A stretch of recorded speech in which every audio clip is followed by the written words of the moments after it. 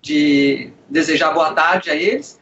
E eu vou iniciar, então, chamando a doutora Ana Paula Kipnis para falar um pouquinho das atividades de pesquisa em TB que ela faz no laboratório dela.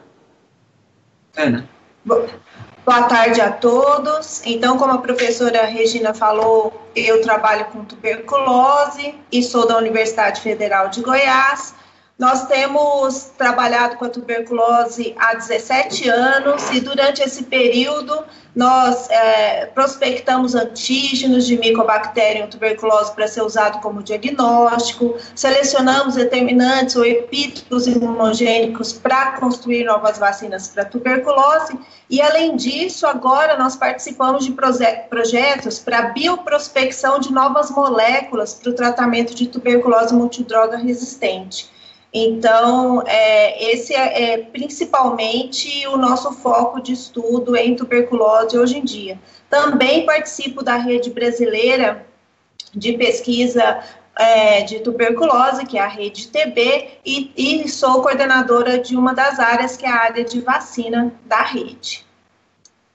Obrigado, Ana. Então, agora eu chamo o Júlio para falar um pouquinho sobre a história dele na TB. Boa tarde a todos, meu nome é Júlio Croda, sou especialista da Fundação Oswaldo Cruz e professor da UFMS e sou vice-presidente da Rede TB. Um informe importante que esse ano a gente vai ter o nosso workshop da Rede TB, né, Ana, que vai ser realizado de 2 a 5 de setembro, então em tuberculose vai ser uma oportunidade muito boa de discutir aspectos imunológicos e outros aspectos também relacionados à doença. Eu trabalho mais em tuberculose com a parte clínica, alguns ensaios clínicos, alguns estudos de profilaxia primária, que a gente também tem um estudo importante de biomarcadores e um estudo importante de triagem em massa nas prisões aqui do estado do Mato Grosso do Sul. Então, para mim, eu agradeço o convite da SBI, acho que é uma excelente oportunidade para a gente discutir um pouco a doença. Acho que realmente essa parte de diagnóstico e de vacina é uma área super importante na tuberculose, que necessita bastante investimento e realmente a gente precisa de entender melhor esses aspectos imunológicos relacionados à doença. Bom, Júlio, obrigada. Bom, eu trabalho em imunologia experimental de doenças infecciosas. Então, eu trabalhei bastante com malária e com doença de Chagas, e mais recentemente eu abri uma linha no meu laboratório que também trabalha com ATB. E basicamente o que a gente tem focado nos trabalhos laboratórios é entender um pouco o quanto o dano do tecido acaba influenciando a resposta imune na tuberculose. Então, eu vou, na verdade, de certa maneira, essa iniciativa é uma iniciativa muito importante, né, da gente estar discutindo TB aqui, e eu achei também bastante interessante a SBI ter colocado diferentes aspectos, né, tanto um pouco da área clínica como um pouco da área experimental, e eu acho que essa discussão vai ser muito bacana. Então, eu acho que agora eu vou iniciar as perguntas, né.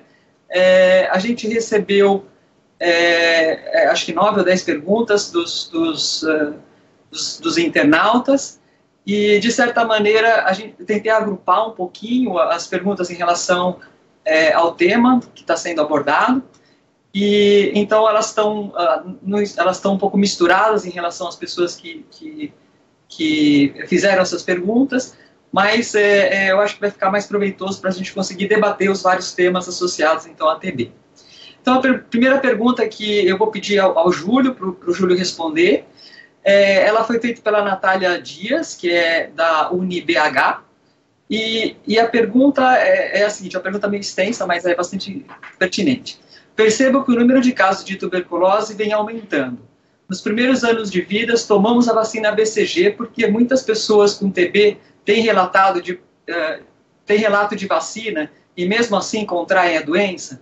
Essa vacina não é eficaz para a forma pulmonar, somente para evitar as formas mais graves? Por que não tem a vacina contra todas as formas, digo, pulmonar e extrapulmonar? Júlio? Eu vou responder, fazer um breve resumo do que tem sobre BCG, e aí sim, tem uma contribuição brasileira muito importante nesse assunto, principalmente no aspecto da revacinação.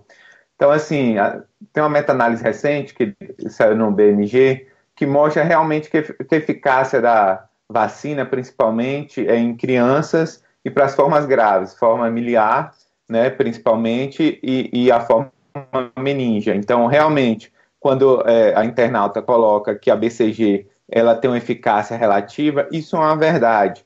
Os estudos mostram mas em criança essa eficácia é muito boa. Então, assim, o que os estudos mostram que em crianças essa eficácia pode chegar a 71% em crianças que nunca foram expostas à tuberculose. Tem vários estudos que evidenciam que uma exposição prévia a micobactério não tuberculose ou até a tuberculose, ela modula a resposta imune e isso influencia, de certo modo, na efetividade da vacina. Então, realmente, essa recomendação de se dar BCG no primeiro mês de vida, ela é amparada pela literatura, porque essa imunidade ela é mais específica quando você ainda não teve exposição prévia. Então, você consegue realmente ter uma eficácia maior nas crianças, para a forma pulmonar também, para todas as formas, chega a 71%. Para a forma meningia e miliar, essa eficácia da vacina pode chegar a 85%, principalmente nas crianças, né? No passado, existia um debate bem importante se era necessário a revacinação ou não, porque ainda fazia parte do nosso calendário vacinal até 2006, quando o Ministério da Saúde emitiu uma nota. E essa nota ela veio baseada no estudo que saiu em 2005 no Lancet, do Maurício Barreto e da Laura Rodrigues, que justamente evidenciam que a revacinação não trouxe nenhum benefício em termos de proteção, né? Então, a vacina nesses pacientes, em adolescentes, né, e crianças depois de 10 anos, não trouxe nenhum benefício. Então, realmente, a partir de 2006, em diversos países, não só no Brasil, houve uma nova recomendação de se não vacinar. Tem um estudo muito interessante da Noruega que mostra realmente que a vacina, ela ainda existe uma discussão em termos de duração da proteção. E aí foi feito um estudo de coorte dos pacientes que foram vacinados e realmente essa vacina não é uma proteção ideal, mas ela se mantém ao longo do tempo. Então, assim, não existe nenhuma recomendação de revacinação, porque essa revacinação ela não traz nenhum benefício a mais para o paciente em termos de cobertura, em termos de prevenção de doença. Então, a recomendação atual é essa recomendação ao nascer. E, realmente, a prevenção é principalmente para as formas mais graves. Por isso que existe ainda uma necessidade muito grande do desenvolvimento de novas vacinas. Quando a gente vai olhar os dados em relação à prevenção de infecção, os dados são ainda piores, né? Essa meta-análise da BMG, que eu me referi, ela previne a infecção em 27% só.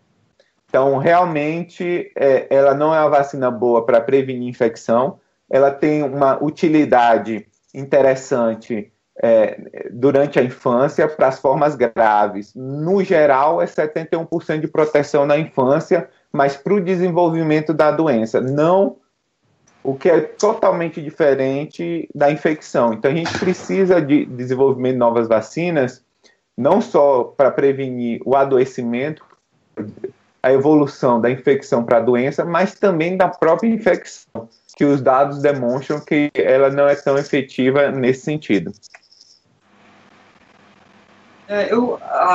Eu ia aproveitar o gancho aqui, porque tem uma outra Gabriel, que é a Gabriel Alves de Oliveira, que é da UESC de Santa Cruz Ilhéus, que ele fez uma pergunta que vai bastante na mesma linha, que eu queria agora puxar um pouquinho a Ana para tentar ver a opinião dela, né, sobre essa questão, mas que ele lança um pouco a ideia de se a BCG está falhando, se você acredita que ela está mais ineficiente hoje em dia do que era no passado, se isso é uma ideia que faz sentido ou não, de acordo com os dados que vocês conhecem aí da epidemiologia?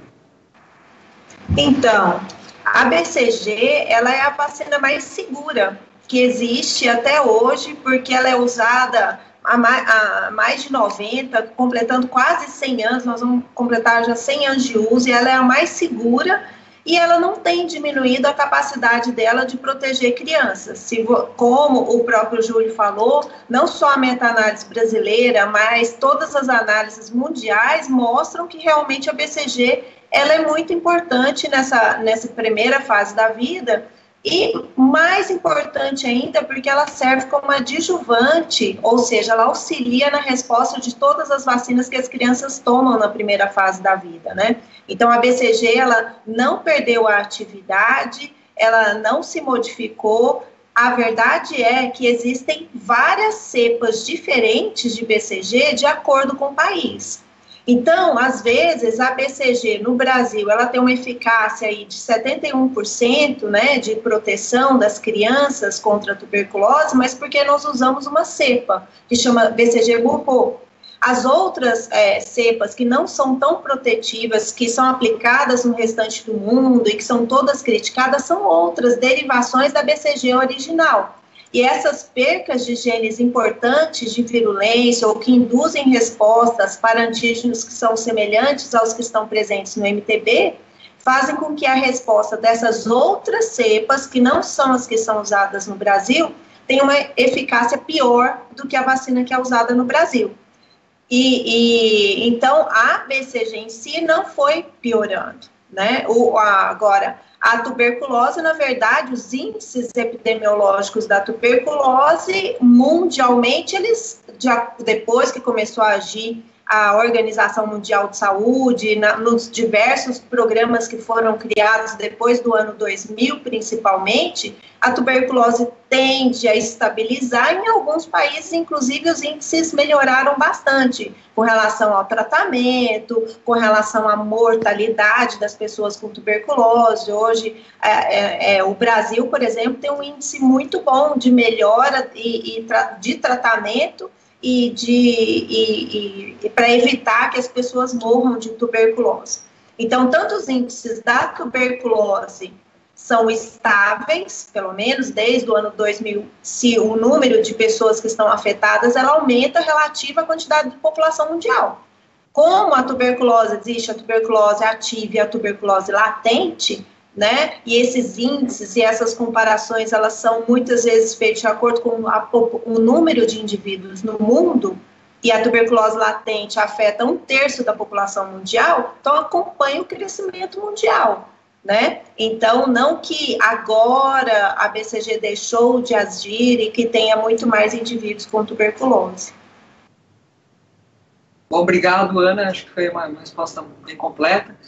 E então eu vou entrar de novo numa questão que é parecida com essa, que eu acho que a gente poderia abordar ela coletivamente.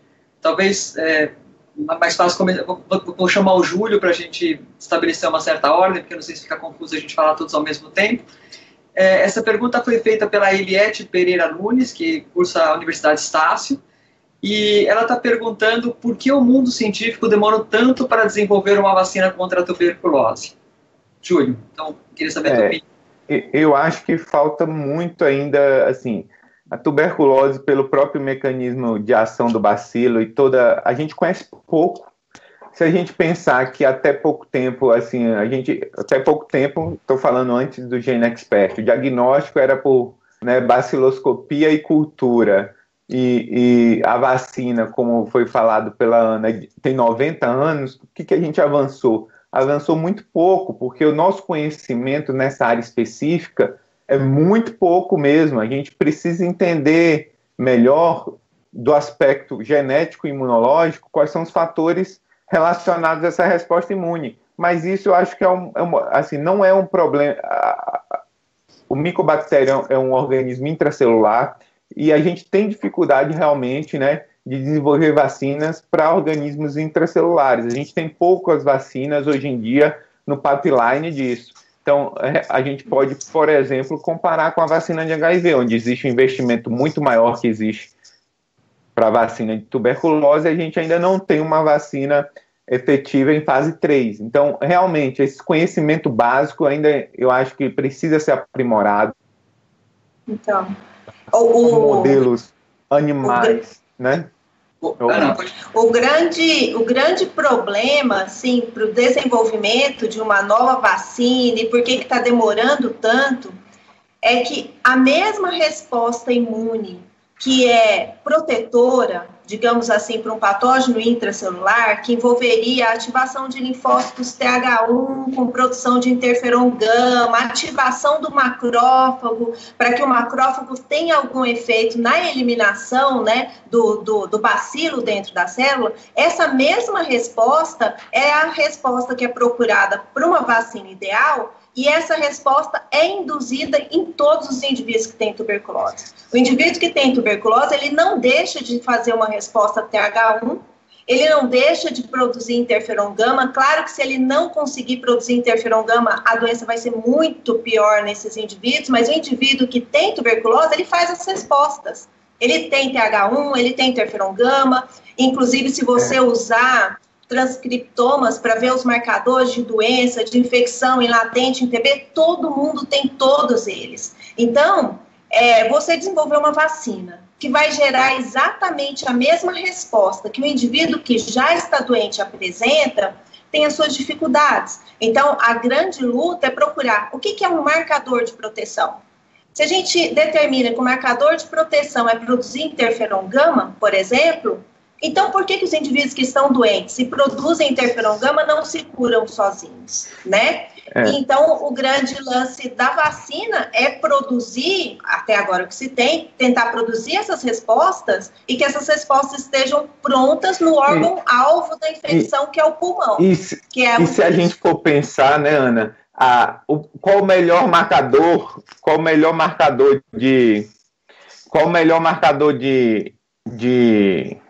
resposta de cura, né, nos pacientes tratados? É a conversão de cultura em 2 meses. Então, assim, qualquer ensaio clínico, né, a gente tem muita dificuldade quando a gente fala de ensaios clínicos para vacina, do ponto de vista de ensaios clínicos, porque a gente não tem um marcador de prognóstico. Isso, né? Então, assim, o que a gente observa é que atualmente, com a tecnologia que existe, é muito difícil ter um ensaio clínico grande, porque você vai ter que esperar quanto tempo para ver se esse paciente não vai desenvolver a doença, já que é uma doença crônica. Então, realmente a gente precisa de um marcador que seja prognóstico de reativação de doença, de recaída. O que a gente tem hoje em dia é acompanhar um paciente nesses ensaios clínicos. Então, hoje em dia é um custo muito elevado você, na verdade, transpor qualquer inovação do ponto de vista da ciência básica para ensaios clínicos em tuberculose, porque você não tem bons marcadores de evolução. E aí você, na verdade, tem que acompanhar o paciente por anos para determinar se uma futura vacina é efetiva ou não. Então, isso é um problema bastante complicado, né? Quando a gente não tem esses marcadores. Porque, assim, o que é a resposta adequada, né? Todas essas questões, né? A gente ainda tem muita coisa a esclarecer, a gente tem umas diferenças enormes. A gente vê, assim, testes de vacina em modelo animal funcionando super bem, quando vai para o modelo humano, em fase 2, a gente já não vê que é a mesma, já é totalmente diferente do que é encontrado no modelo animal, né? Então, é um desafio a tuberculose, né? É um desafio e oportunidade, né? Porque para quem os alunos, novos pesquisadores, é uma área que está aberta. Está aberta. Né? De certa maneira, eu tinha o meu orientador, né, do doutorado, né, quando eu estava na França, ele sempre dizia que vacina é fácil fazer quando a gente tem aquela doença uma vez na vida e se cura. Quer dizer, que quando o sistema imune naturalmente ele é capaz de controlar as infecções, é relativamente fácil de você tentar imunizar e você ter proteção de uma maneira eficaz.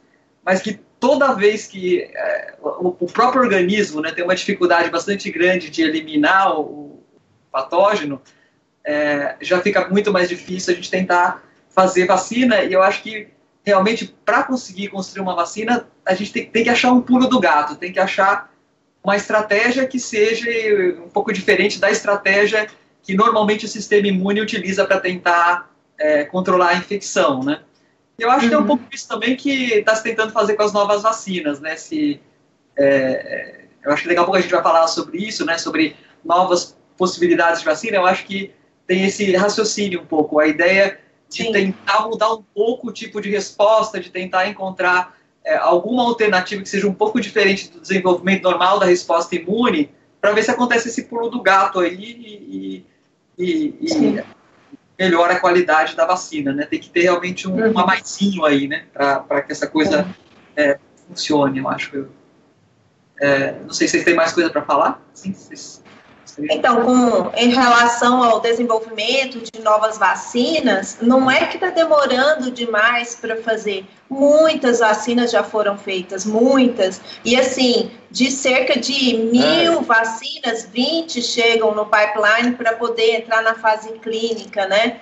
E dessas que entraram para as fases clínicas desde o ano 2000, muitas delas, quando chegaram na fase 2, que você vai testar para ver se realmente na área endêmica, se tem alguma ação ou se alguma coisa poderia agir, elas voltam, elas param bem ali porque não tem como continuar. E um dos principais aspectos que tem acontecido é que, muito embora elas induzam resposta imune, o nível de proteção é muito semelhante à BCG. Então, como muda completamente a forma de produção, a biotecnologia para conseguir produzir, ter que mudar o plano de produção, o plano piloto, a base, a planta piloto para a produção de BCG, para mudar para outra vacina, que vai proteger de maneira semelhante à BCG, ou com proteção inferior, não vale a pena. Então, aí, ou eles voltam para modificar essas vacinas, né, para adquirir alguma coisa. E hoje em dia tem um consenso de que realmente a BCG é a vacina mais segura e que talvez a melhor forma seria fazer uma vacina nova para dar o booster na BCG, ou então que a própria BCG fosse melhorada. Tá. E nesse sentido, quer dizer, tem uma outra pergunta, Ana, que eu acho que vai muito nessa linha aí, que é a pergunta da Nathalie Vânia Cueva Quevedo, e que ela gostaria de saber quais são os avanços na vacina de TB e se existem estratégias diferentes para tuberculose sensível e tuberculose resistente em relação à vacinação.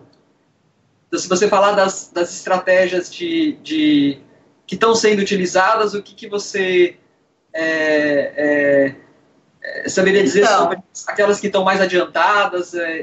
Então, um exemplo, por exemplo, de micobactéria que é multidroga resistente, que tem se disseminado pelo mundo, começou na China, passou pela Rússia e chegou nas Américas, é a cepa Beijing.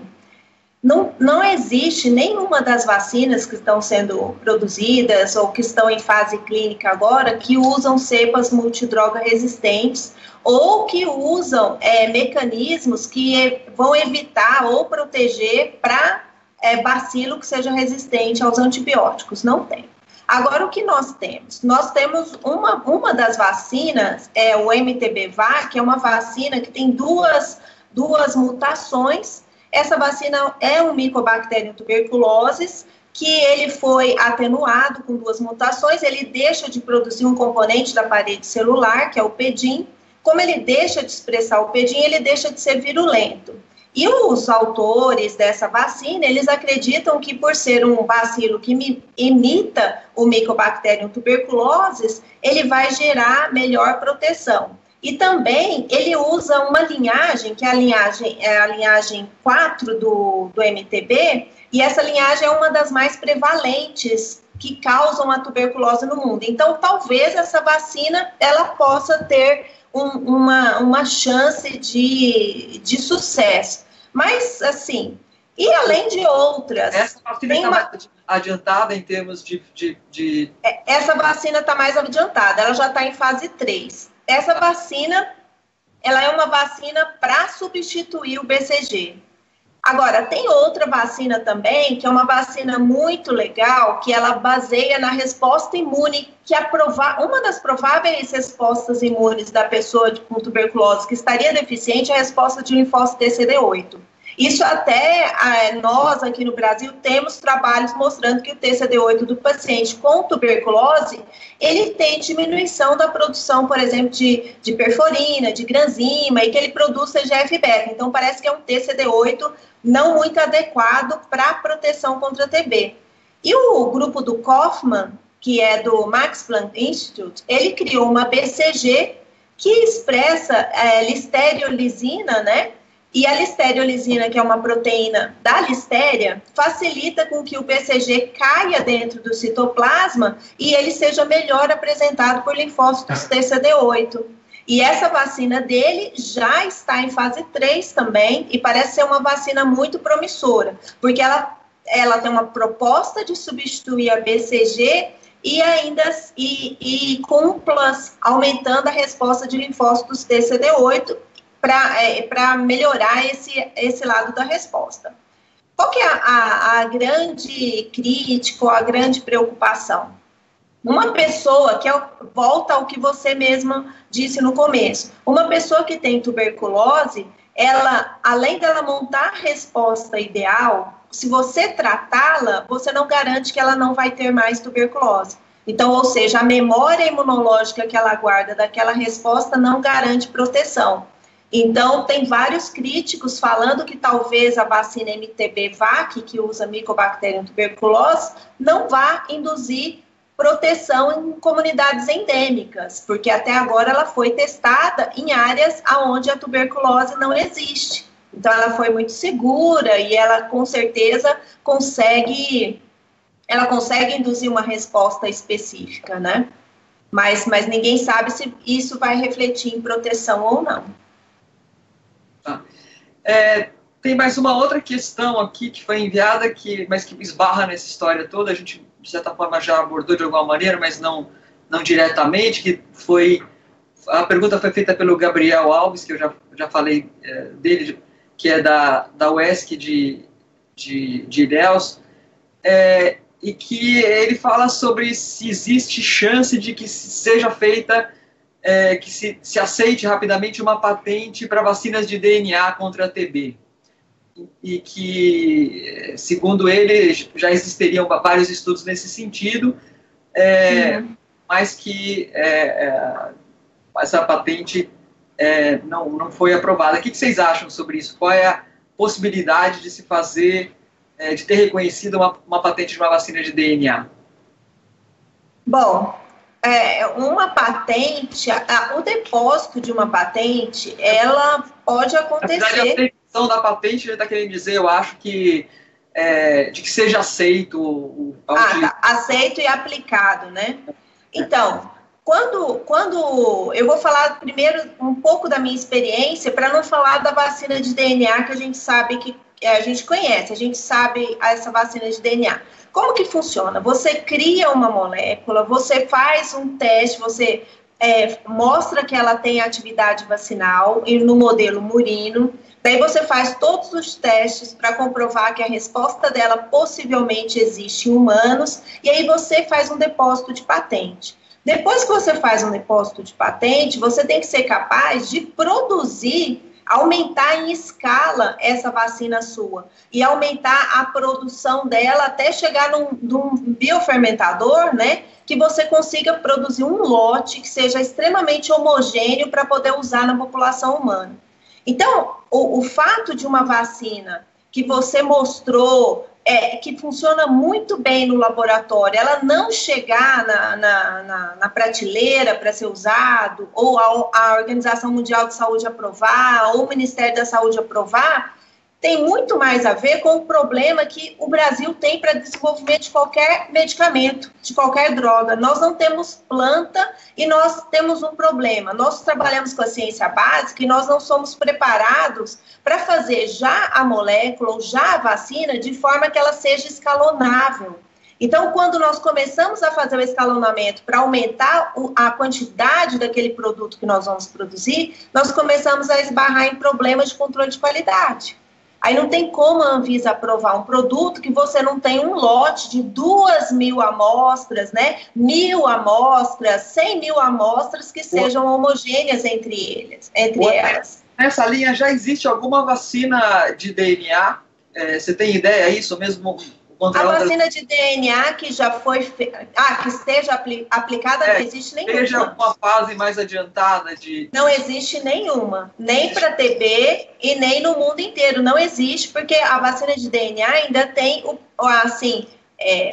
preconceito, né, da comunidade científica e de todo mundo de que ela possa se incorporar no DNA. Então, existe vacina de DNA para animais, né, que já foram testadas em animais, mas em humanos existe um preconceito, porque ninguém tem certeza se ela pode ou não se incorporar no DNA, e isso é muito sério, né? E de certa maneira, né, a gente sempre tem que pensar que quando a gente está vacinando alguém, né, a gente está vacinando alguém saudável, né, então sempre tem que ter um cuidado muito grande em relação a esses testes, né, quer dizer... É diferente, às vezes eu fico pensando, quando você está fazendo um tratamento com droga, né, em alguns casos você tem a doença acontecendo ali, então dá para fazer arriscar um pouco mais, porque é importante para que aquelas pessoas sejam curadas, né? Quando você chega com vacina, a vacina tem esse lado, né, de que provavelmente você vai dar em crianças, você vai dar em pessoas saudáveis, então... Acho que sempre os requisitos, né, que as preocupações em relação à vacinação acabam sendo maiores do que em relação ao tratamento com drogas, né, pelo menos em algumas situações. Pois é. E pode gerar várias coisas, né, inclusive doenças autoimunes e tudo. Uhum. Bom, Ana, acho que eu tenho mais uma pergunta para você de novo, porque a gente está no mundo aqui das vacinas e antígenos.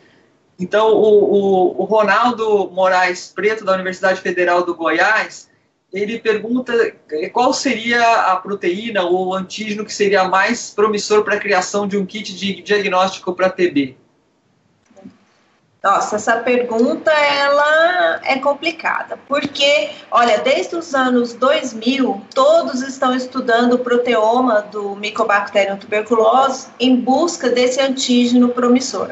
E, na verdade, o que se descobriu? Se descobriu que a tuberculose, ela acontece em fases, né? Existe a tuberculose ativa, mas existe 1/3 da população mundial que tem a tuberculose latente. E quem tem a tuberculose latente também, o Mycobacterium também produz uma quantidade muito grande de antígenos, né? Que, embora nós não o estejamos vendo no raio-x, ou nos exames, ou nos sintomas, mas eles existem e estão lá produzindo. Então, vários antígenos já foram testados, tem muitos artigos publicados nesse assunto, tentando selecionar um melhor antígeno, mas até o dia de hoje, os únicos antígenos que são utilizados e são bons, inclusive fazem parte do teste de produção de interferon gama para o diagnóstico da TB, é o I7-6 e o CFP10, que são antígenos que são secretados precocemente, e eles também são os mais importantes, não porque eles são realmente os mais importantes, mas porque eles não estão presentes na BCG. Por eles não estarem presentes na BCG, que sofreu deleção ao longo dos anos, você pode usar esse antígeno para fazer o diagnóstico de tuberculose junto, né, a latente e a ativa em indivíduos que foram vacinados com BCG. Então, não tem reação cruzada com a BCG.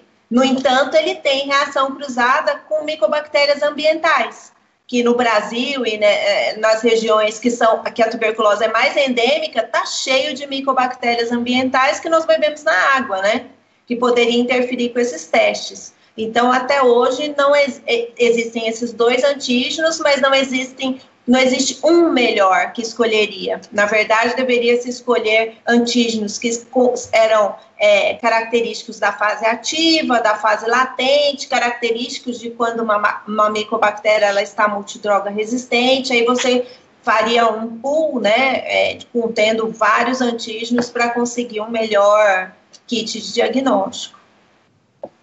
Ana, e a ideia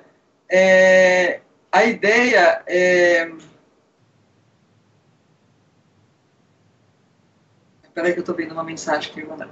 Bom, a ideia, quando a gente fala em kit diagnóstico, a gente está falando sempre de encontrar um antígeno que induza uma resposta imune que eu seja capaz de identificar, né? Essa é a ideia. A gente está sempre tentando ver, quando a gente fala, a gente acredita que o indivíduo que tenha a tuberculose latente, ele pode ser discriminado dos indivíduos que, de alguma maneira, se curaram da TB, porque eles mantêm uma resposta contra alguns antígenos, enquanto o indivíduo curado elimina. Negativa. Quer dizer, isso é um conhecimento claro, quer dizer, a gente é uma constatação clara de que os indivíduos que se curaram de TB não têm mais resposta, ou têm uma resposta menor em relação àqueles indivíduos que mantêm a forma latente? Então, depende do antígeno. Porque tem antígeno, olha só um pouquinho, tem antígeno que depois que trata, voltei. Eu estou vendo ele aí. Depois tem antígenos que depois que trata, esses níveis, e a pessoa não tem mais a tuberculose ativa, termina os sintomas, ela não tem mais os níveis desses anticorpos, né? Ou anticorpos, ou da resposta imune gerada para esses antígenos, eles caem. Mas tem outros antígenos que continuam por um bom tempo. Por exemplo, o LAN, que é a liptoarabinomanana, que é um componente da parede celular do micobactério, se você usar ele como fator, depende da população mundial. E eles são muito difíceis de serem digeridos, de serem eliminados do organismo, então a pessoa continua com esse marcador e com esse antígeno por um tempo muito maior do que os outros depois do tratamento, né?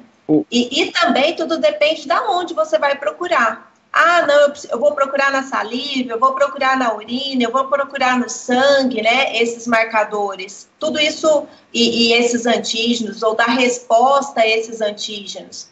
Os ensaios que procuravam os próprios antígenos, eles não são muito bons.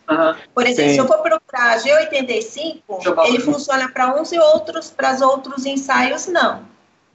Vai, Júlio. Júlio, pode falar. O que esse ano, especialmente, né, tem análise de transcriptoma total, e saiu no mês passado, no Blue Journal, um artigo do Tom Scriba, que é da África do Sul, que justamente essa é um cerne importante da questão, né? Identificar algum teste diagnóstico que prediza quem vai adoecer de tuberculose. Porque quando a gente vai analisar o que a gente tem hoje em dia, tanto o PPD como o IGRA, os quanti-interferons, eles não predizem muito bem os pacientes que vão realmente desenvolver a doença. Lógico, os pacientes que convertem recentemente, ele tem mais risco de adoecer. Mas você ter um quanti-interferon positivo ou um PPD positivo, sem ter o conhecimento prévio se isso é uma infecção recente ou não, ele não é um bom preditor. Então, assim, existe pelo menos 2 grupos, né? Um grupo forte da África do Sul que publicou no Blue Journal justamente isso, usando 4 genes para predizer progressão, uma assinatura de progressão. Ele teve uma área sobre a curva de aproximadamente 70%.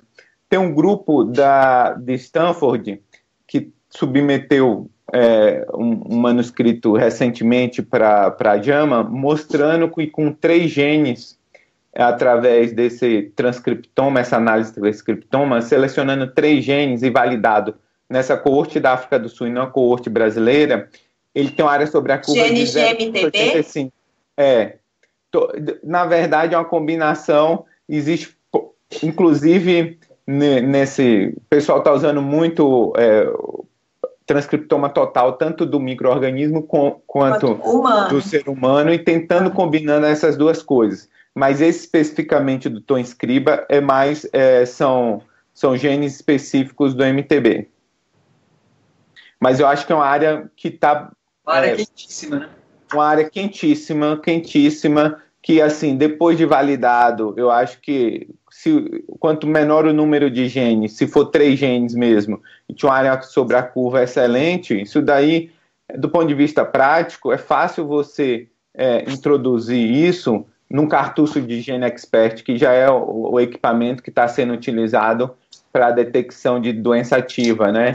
Em muitos países. Então, o GeneXpert nada mais é que o real-time automatizado. Então, se você consegue validar 3 ou 4 genes que possam predizer doença melhor do que o PPD e o quantiinterferon, você pode colocar essa ferramenta dentro de um cartucho de GeneXpert e utilizar já a infraestrutura que existe aí. Está pronta, né? Já está pronta. Então, isso é uma área quente de desenvolvimento. A ideia é tratar a tuberculose latente? Então, se tivesse dinheiro no Brasil. Se tiver, o que acontece com a tuberculose latente? Ela um terço da população está infectada, só que você não consegue diferenciar atualmente, com os marcadores que existem atual, quais, dentro desse subgrupo, que são positivos, que tem tuberculose latente, que vão desenvolver a doença. Então, se você tivesse um marcador de todo mundo que está infectado, qual é o grupo? Esse grupo é um grupo menor, né, que vai realmente desenvolver a doença. Se você tiver biomarcadores que possam diferenciar os pacientes que são infectados e que são progressores, a gente pode tratar latente nesse grupo mais específico, né? E realmente existe já hoje em dia algumas alternativas para TB latente, né? Que está sendo proposta. Existe tratamentos mais curtos com combinação de rifampicina e isoniazida, é um custo mais caro, mas são 12 doses, 3 meses. Então, existe uma busca de tratamentos mais curtos para tuberculose latente, mas ainda falta marcadores de progressão da doença nas pessoas que são infectadas, né? Obrigada, Júlio. Eu vou mudar um pouquinho de assunto e eu vou responder uma outra pergunta que também foi feita pelo Gabriel, e que ele está perguntando por que os macrófagos estão falhando na luta biológica contra as micobactérias, né? E eu vou responder essa questão. E quer dizer, primeiro acho que a gente tem que pensar um pouquinho que macrófagos e micobactérias convivem há muitos anos, né? E que existe uma interação entre essas duas células, que a gente não pode dizer que os macrófagos estão perdendo sempre, porque se a gente pensar, na maioria dos casos, a gente não tem o desenvolvimento de uma doença TB, né?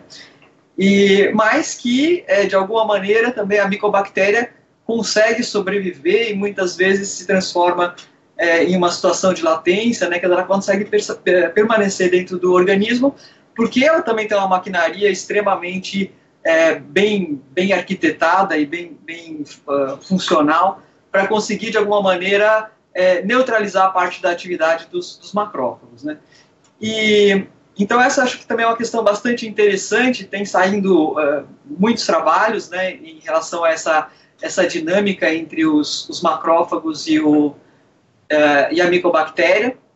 A primeira observação nesse sentido, ela aconteceu há vários anos atrás, né, 40 e tal anos atrás, quando se observou que no macrófago não havia a fusão do lisossomo com o fagossomo, o que de alguma maneira facilitava então a proliferação do micobactério dentro do macrófago. Depois, na sequência disso, vieram trabalhos que mostraram também que produtos das bactérias eram capazes de inibir a acidificação então dos vacúolos, o que de novo garantia a permanência da micobactéria, mas desde aí até hoje inúmeros inúmeros estudos mostraram que a micobactéria é capaz de interferir em uma série de momentos da ativação do macrófago e da toda a cinética, né, de resposta do macrófago à micobactéria. Então, só para tentar resumir um pouco essa história, porque tem muitos trabalhos mesmo, muitos estudos sendo feitos nessa direção, tem um conjunto de trabalhos que mostram que a micobactéria acaba interferindo no funcionamento do sistema imune em vários aspectos, não só na fusão do lisossoma com o fagossoma, mas também na produção de citocinas pró-inflamatórias. Isso se dá através dos genes de resistência, né, que estão presentes nas bactérias. Tem trabalhos também recentes que mostram que o DNA que é liberado dentro do macrófago, e aí existe uma dúvida se esse DNA é liberado diretamente pela bactéria ou também pela própria mitocôndria, que acaba modificando seu funcionamento e acaba saindo o DNA mitocondrial para dentro do macrófago. Ele pode ser percebido por sensores do sistema imune, e esses sensores do sistema imune acabam induzindo a produção de um tipo de interferon, que é o interferon do tipo 1, que na verdade acaba atrapalhando o desenvolvimento da resposta contra o micobactério, uma vez que esse tipo de interferon gama ele é mais apropriado para resposta a vírus do que para resposta às micobactérias. Então acaba, na verdade, propiciando o crescimento da bactéria. Então, daí, além desses mecanismos que envolvem na diminuição da resposta do macrófago, né, em relação à ativação do macrófago, tem também estudos que mostram que a bactéria influencia no metabolismo do macrófago. Então, a bactéria acaba por induzir corpos lipídicos e ela pode permanecer dentro desses corpos lipídicos, desses macrófagos que são espumosos, né? E ali ela se mantém, de certa maneira, se alimentando, né, dentro dos corpos lipídicos em forma de latência. E tem também um outro conjunto enorme de trabalhos que mostra como a micobactéria interfere na morte do macrófago, né? Então, se a gente tem que a morte apoptótica do macrófago acaba favorecendo que a bactéria fica contida dentro do macrófago, possa ser fagocitada por outra célula, a gente tem, de certa maneira, a bactéria induzindo a morte necrótica do macrófago, que acaba auxiliando, então, na disseminação da bactéria. Então, isso é para deixar um pouco a ideia de que macrófagos e bactérias se conhecem há muito tempo e que, ainda diria que, em boa parte das vezes, o macrófago sai ganhando, pelo menos ele consegue conter a infecção, mas que às vezes a bactéria sai ganhando. Tenho que deixar um pouco essa ideia aqui para vocês. Então, eu acho que agora a gente tem mais poucas questões que a gente pode abordar. Vamos ver se a gente consegue chegar no fim aqui. Eu vou chamar de novo o Júlio para responder a questão da Adriana Lima. A Adriana faz a seguinte questão. Ela fala que a cantora Simaria... Simaria. Simone é da terra da Ana. Foi diagnosticada TB ganglionar. Que tipo de tuberculose é essa, Júlio? Então, a TB ganglionar, depois da pleural, é a segunda mais comum. Então, assim, realmente é uma doença, é uma forma da doença, né, extrapulmonar, que a gente chama, é a segunda mais frequente. E geralmente, se só tem a forma extrapulmonar, nesse caso só a ganglionar, ela não está transmitindo a doença, porque se ela não tiver a forma pulmonar, e essa forma ganglionar, ela confunde um pouco com algumas outras doenças, por exemplo, linfomas, né, o próprio HIV na sua fase aguda, outras doenças que dão linfadenomegalia. Então, realmente, a tuberculose ela pode se apresentar em qualquer órgão do corpo, e o linfonodo é um órgão importante de acometimento. Tá bom. Apareceu alguma pergunta nova. Agora, eu não sei se nosso tempo já está no fim. Talvez a gente possa responder essa pergunta. É a pergunta da Júlia. Ela fala que é pós-doutorada na UFMG e trabalha com BCG e resposta inata. Vocês poderiam comentar se a exposição às micobactérias ambientais é considerada na avaliação da eficiência a longo prazo dessas novas vacinas? Eu li um estudo muito recente, né? A gente estava preparando até para essa discussão, saiu no Clinical Infectious Disease. Ele foi analisar justamente isso, né? Em termos da BCG. Acho que, deixa eu passar o nome exatamente do autor, para que ela possa ter acesso a esse artigo.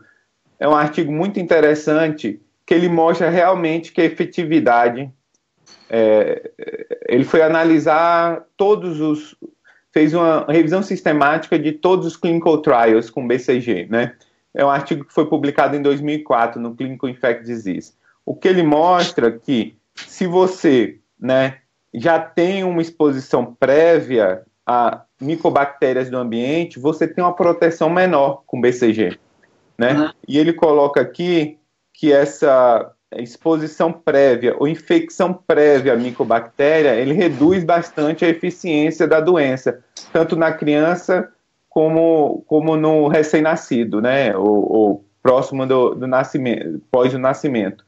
Então, isso é um tema que foi abordado nos ensaios clínicos que ele examinou 18 ensaios clínicos com BCG, e a vacina, a BCG, ela teve uma interferência, sim, das micobactérias ambientais. Existe até uma discussão que, perto da linha do Equador, pode haver uma proteção diferenciada por conta da maior frequência de micobactérias ambientais. E por isso também que existe essa discussão que essa vacina ela é mais efetiva dada precocemente no primeiro mês de vida, porque você evita que essa criança se exponha a essas bactérias ambientais. Obrigado, Júlio. Eu estou aqui sendo comunicado aqui pela SBI que a gente tem que entrar nas considerações finais. Então, eu não sei se... quer dizer, eu acho que, do meu ponto de vista, acho que foi muito bacana essa discussão. Acho que é uma primeira oportunidade que a gente tem, né? Eu nunca tinha participado de um acontecimento desse, mas eu acho que foi muito bacana para a gente discutir aqui aspectos bastante interessantes da TB. E eu não sei se acho que cada um poderia falar uma frasezinha pequenininha para a gente tentar fechar, então, esse encontro da gente. Podia chamar, sei lá, a Ana primeiro das mulheres. Não, então, eu queria dizer que, assim, é a minha primeira vez fazendo um vídeo, então agradeço a SBI pela oportunidade e falar que o meu laboratório está aberto, ou que vocês poderiam procurar. Eu preciso de cabeças pensantes para trabalhar, gostaria de convidar quem quisesse trabalhar conosco. Eu tenho vaga de doutorado aberta, e para a gente criar novas oportunidades, prospectar novas moléculas para tuberculose, e dizer que foi um prazer estar aqui e espero participar em outras oportunidades. Júlio? Eu adorei, achei super legal a iniciativa da SBI, super interativa. Eu acho que isso é a função também das nossas sociedades científicas, trazer os seus associados para mais perto dos novos pesquisadores, justamente utilizando essas ferramentas de comunicação como as redes sociais. Então, utilizar o Facebook, utilizar a chamada por vídeo é extremamente econômica. Eu até vou levar isso para a nossa rede TB, né, Ana? Acho que é importante também fazer esses momentos. E parabenizo a SBI por essa iniciativa e agradeço o convite. Estou à disposição para novas oportunidades. Então, eu também queria agradecer a todos e a quem estiver participando também. Acho que foi realmente uma iniciativa muito bacana. Eu gostaria de ressaltar que essa ação faz parte do Dia Internacional da Imunologia de 2018. E então eu queria me despedir de todos vocês e é isso. Acho que a gente fica aguardando uma nova possibilidade de conversar mais com as pessoas através da internet, que essa foi realmente uma iniciativa muito bacana. Obrigado.